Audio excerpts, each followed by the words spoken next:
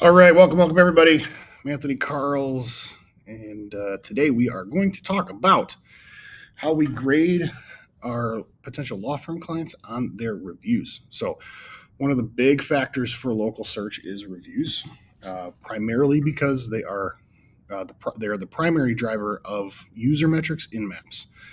So, one of the things that we really want to look for in local is reviews. And when we work with a client before they come on with us, in one of our other series, we talked about citations and how we go through those in great detail. What we're talking about here is reviews and reputation. So this all starts from similar places, citations. We're going to look at these main storefronts. So there's four. There's four primary storefronts that you need to really consider if you're a law firm, other than your website. So your website is going to be your primary storefront online, obviously, but your second most important is going to be your Google business profile. Then you're going to be looking at your Facebook page, your Bing Places page, and your Yelp page, kind of in that order. So when we're looking to onboard a client, one of the things we're looking for is what's the quality of their reputation online, because it's really important. It helps drive rank because it drives user engagement. So when we talk about SEO here at Rocket Clicks, one of the things that we could believe to be true is there are really two factors. There is all the technical stuff that we look at, and that's way more about engineering. And what that is is the site marked up right? Do you have the citations that you need? Are they structured correctly? Are they interlinked correctly? Are they all going to the same place? Are they consistent? There's a lot of different technical components that we're going to look at. There's a lot of different technical components that we're going to look at that user facing. They're all the technical stuff behind the scenes and on the back end.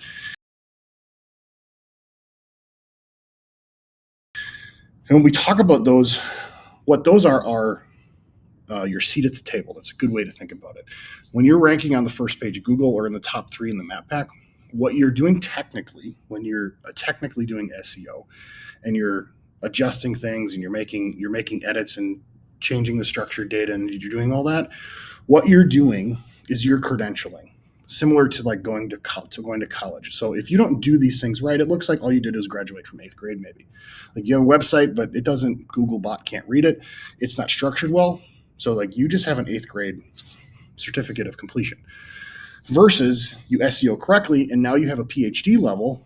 And what Google's going to do when they compare these two different assets, and they're going to say, oh, this is an 8th grade level asset. This is a PhD level asset. I'm going to give them a seat at the table in an attempt to stay there. Now, you can get a seat at the table by doing a lot of black hat stuff, spamming your way to the top, all of that. If you don't have the user metrics, which I'm bringing all this up because that's what reviews are, you're going to get a seat at the table and you're instantly going to fall off because your user metrics are garbage. And what user metrics are is once you're at the table, do you have something interesting to say? So do you have conversion pathing on your website that makes sense? Do you answer the phone offline? This is a huge one for local businesses that they often miss. Your ability to respond to web leads and pick up the phone is going to really help you actually with rank. And it's not an online metric.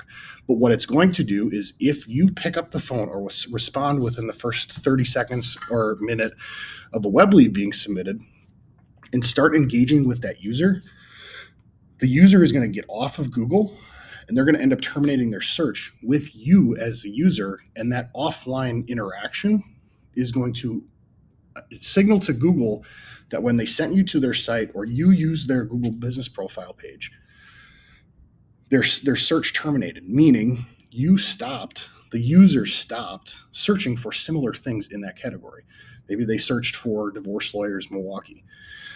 And then they went to your site and you called, and then they stopped searching for any of that stuff. They were just done for the day. Their search terminated because you did a good job with your user metrics. You did what you were supposed to do.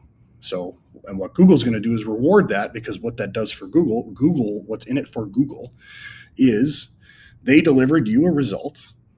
You got the answer that you were looking for, and you stopped looking for that category, because there's nothing more frustrating when you're using a search engine and you keep having to type and search for the same type of stuff.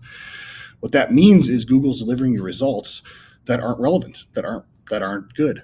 And then when you have irrelevant results and you have poor user experiences, you use Google less and you go somewhere else. That's actually what happens. That's all in the psychology of how they build the search engine.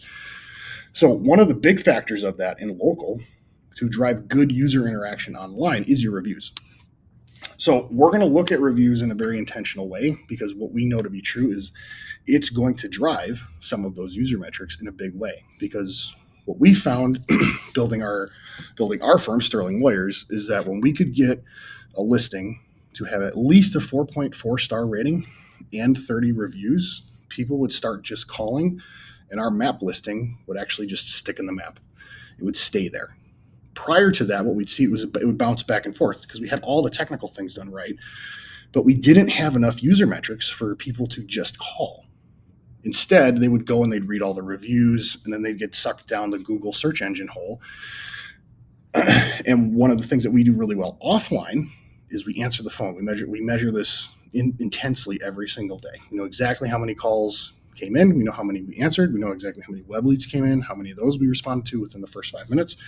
We track all this stuff. And what that does is it increases our rank in Google, driving us more leads. So when we audit reviews, we're looking at the 4 main storefronts, which is Google Business Profile, Facebook, Bing, and Yelp. And what we're looking for there is these exist, the information's accurate, and we have reviews on these. The second part, so the first part is really a pass-fail. Like, do you have these things? Are they set up or do you not? If you don't, you're going to fail that part of our audit. The second part is, are you responding to reviews? So responding to reviews in a really timely way is a really good way for you to indicate to Google that when someone speaks with you, you speak back. Ideally, what we want to see and what drives user engagement is a 24-hour response. If we can do that within the first 24 hours, fantastic. And the better we have, not just like, thank you. Thank you's it's better than nothing, but it's a bad review response.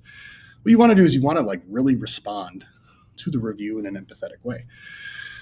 Thanking them for the time that you had with them, appreciating the opportunity to serve them, wishing them well on their future endeavor. Like they just went through one of the most traumatic experiences of their life. Divorce or paternity cases are awful in the list of, they're really high on the list of things that are stressful in a life.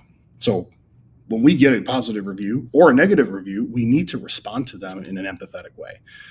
What that does is it shows the users that are coming to there to potentially use us as a law firm that we're active. We care. Like we really care about these things, and it shows our personality through that, and it will drive more phone calls. So what we want to make sure is that we're responding timely, preferably within 24 to 48 hours, and that our responses really have empathetic responses.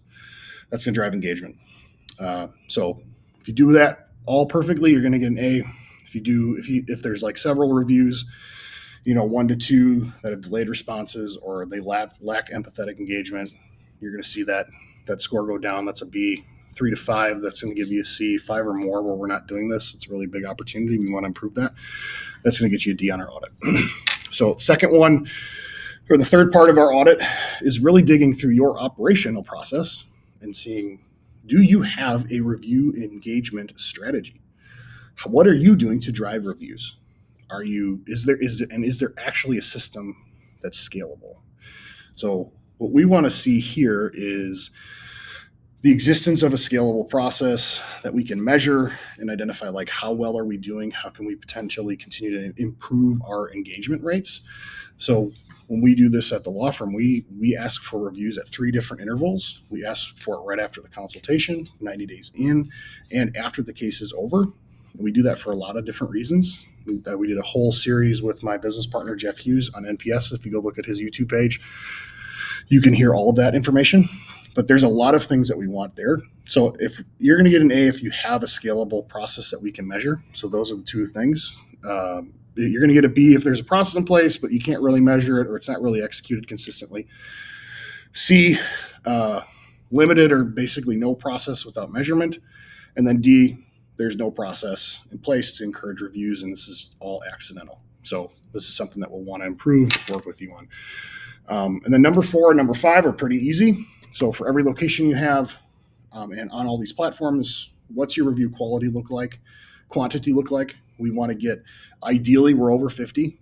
Minimum to stick in the map, we would call our B score, and that would be 30 to 49. 50 plus is really going to be good. And that's going to be especially true if you're doing part 5 well, where you have at least a 4.4 or 4.5 star rating or higher. When you kind of get that magic combination of at least 30 reviews and 4.4, 4.5, you're going to really stick in that map. That's a critical spot for you. So quantity of reviews, you're going to get A if you have 50 plus, B 30 to 49, C 20 to 29, and fewer than 20 is going to be a D. And then quality, average rating 4.8 or higher is going to give you an A. B is 4.5 to 4.7, C 4.0 to 4.4, and then D 4 or lower. So again, so we put these out here on our website. I'm looking at the page right now. I walked through it on this video. Just go look for our review and reputation rating guide for law firms. You can do this yourself, but we're happy to do it for you, help advise you, help make this whole process better, so you can rank better in the family law categories that you're trying to dominate in, and drive more business and grow your firm. If you want our help, reach out.